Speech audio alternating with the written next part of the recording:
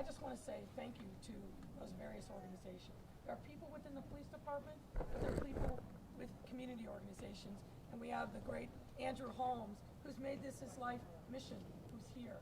But there's a network of people across our city who have stepped up to be there for these families, to help them navigate the legal system, to make sure that they have what they need to bury their loved ones with dignity. And we owe them a debt of thanks and gratitude as well. And I didn't want to leave this moment without thanking them, because they are here for these families in their toughest days. Thanks a lot, Mayor. Nate, with Fox. Sure. Superintendent Brown, I know you previously talked about a lot of the crime in Chicago as it relates to young people has a lot to do with gangs and different things of that nature. Can we talk specifically about this apartment in question? I covered this story. I remember knocking on doors. And I remember when the initial reports came out, and even just now, you said that the gunshots went straight into the apartment. Even though MJ and his family were not targeted, what is your investigation show about whomever may have been targeted inside this apartment? We believe it is a gang conflict. We believe other people in this building, not in the same place where MJ was targeted. We believe the gang conflict is a gang conflict that's happening in this community, and which means someone in this community knows about the gang conflict and why, as well as who the people that drove the car, who got out of this car and shot into this building. And so we need information not only about the car, someone knows what type of car it was. The video is too grainy for us to determine through video.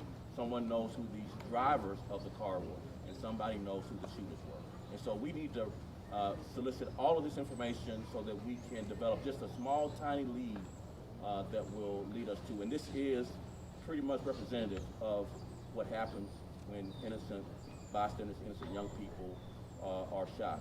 And sure. For offenders, they're collateral damage to these families. Mm-hmm. They're tragically a place in their heart that has a dark hole in it for forever.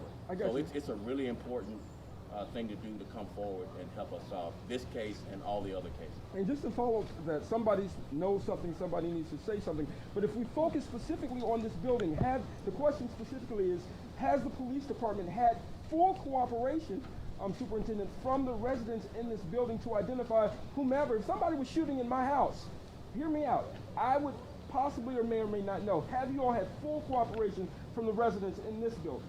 We have, but the missing piece is we need someone to come forward and give us the information. We are aware who the targets are. They've since moved on. We're aware of the gangs involved, and we are actively working to find cases on those gangs, not just this one, any case that we can find on those gangs are involved. And we have some cases that we brought forward for this particular gang, but we need more information about who the shooters were because of the grainy video, being unable to identify them on video. Thank you, sir. All right, Marissa, CBS Center. Yeah. Oh, I'm sorry. Go ahead. No worries. My apologies. No problem. We know that the pandemic. Is there a question for? Oh, I'm sorry. Yeah. Yeah, you're fine. We know that the pandemic kind of put a pause on some of the on Halloween weekends in the past. Are you concerned? Are you bumping up the tolls tonight for other neighborhoods right around? For the Halloween weekend, we bumped up patrols. We put forth a couple of special operations to include several ways we can create traffic safety as well. As you know, young people are out trick-or-treating and walking, and people driving recklessly can be a danger as well as far as the traffic safety perspective is concerned. So we're doing not just presence, we target obviously the violent areas, but we also are focusing on traffic safety. All right, Jesse from ABC. Mayor, just hoping you give us an update on where things might stand with FOP if there's any updates to discussions. And also yesterday, City Council vote wasn't even close, and then the federal judge not granting the TRO. Do you have a message to city workers who continue to try to find a way around that? Well, look, what I would say is that the vast majority of city workers are compliant with the registration requirement. We have 18 city departments out of 34 where we've got 100% compliance. We've got 9 that are 99%. We've got another 4 that are between 92 and 98%. The only two outliers are police and fire, but even there, we're seeing steady progress. Here's what I would say. This fundamentally is about saving lives. We are in a pandemic. We're not out of it. We are in a pandemic. We're not out of it. Every single day, we're still losing people in this city to COVID-19. I wish that were not so, but it is true. And the vast majority, not even close, 97% of the people who are dying every day of COVID-19 are the unvaccinated. That should be enough to be a light bulb moment for people to recognize. Whatever your fears are, we're here to educate you, we're here to give you information, but we need people to get vaccinated. I'm mindful of the fact that I'm standing on the south side, and we've got too many south side communities still that are not vaccinated nearly enough. And what I can say is that if you are 50 years old or older, and you're a person of color, and specifically if you're black in this city, you have a 50 times more likelihood of dying from COVID if you are unvaccinated. 50 times higher. So this is about workplace safety. This is about saving lives. Where we've been from the very beginning that this pandemic came to our shores 19 months ago, we cannot afford to lose more lives. We've lost over 6,000 people in this city to COVID-19. Most of those souls died before the vaccine was available. But now that we have this life-saving vaccine, I just urge and beg people, get vaccinated. Listen to public health guidance, not the nonsense that's spread on social media. There's no such thing as natural immunity. The only thing that we know that helps us save lives with this virus is a vaccine. And I'm confident that city workers understand that. We're seeing an increase in the amount of police and fire and EMTs that are signing up. But importantly, we're seeing that the vast majority of people that have signed up for police and fire are vaccinated. So this is not about the vaccine. This is about a power struggle. But this should have been dealt with at the bargaining table. We started our outreach to FOP in mid-August. We begged them to come to the table. We offered to be at the table every single day to get something done.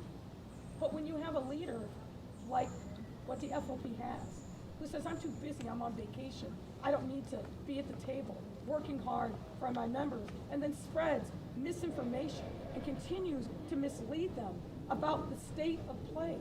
Nobody should be losing their job because they're following a guy who has already ruined his career. Don't let anybody else ruin your career. And I believe that our brave men and women who are right on the streets today as we speak are smart enough to realize that the vaccine is the only answer to save themselves, to save their family, to save their partners and their colleagues, and to save our city. So we're going to keep reaching out and doing everything that we can to address people's concerns, the misinformation that's out there, but the answer is the vaccine, the vaccine, the vaccine. Thank you, Mayor. Nate has one final question for Sure. Mr. Holmes. I was just going to say, can somebody talk about the other families that are represented here, just so we can make sure we include them, please? You know what I'll do? I'll just turn around and ask those families just to raise your crosses up and shout out the name of your loved one. Eric Lee Crawford.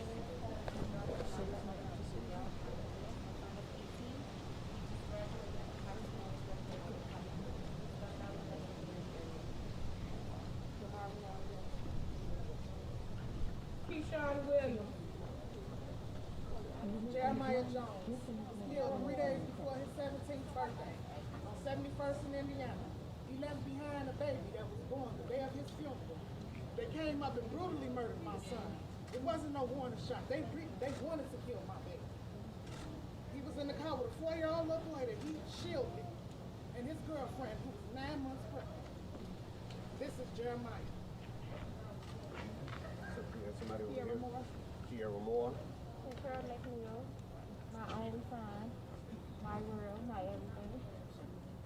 Anybody else? Semi-I stood, this Rockwood. Maya Williams. Jamari Williams. Whatever. He was 16. My sister only son. They took him away. See, those are the sounds of the mothers back here, and also the fathers are mourning too. But I echo with the mayor and the superintendent, and as a crisis responder, working in this city along with Early Walker too, we're picking up too many bullet shells and too many bodies. Let's start picking up these shooters. Yes. Amen to that. Thank you very much, everyone. Thank you, Mayor.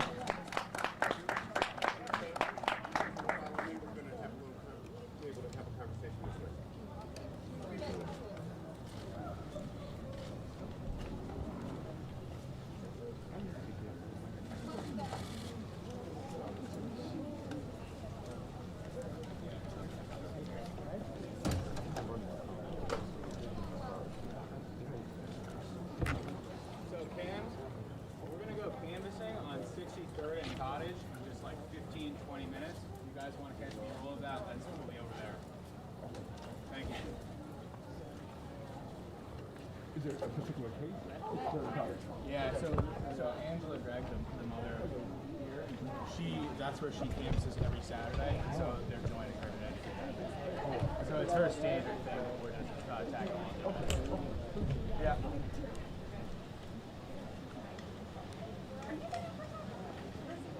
No. I'm so confused. Oh, okay, I'm Jackie. All right. It's nice to meet you. All right. Because I didn't see her most flags. I was like, I was going to lead it back to the camp. I was standing by the whole time. Jack. Oh, okay. Is he here now?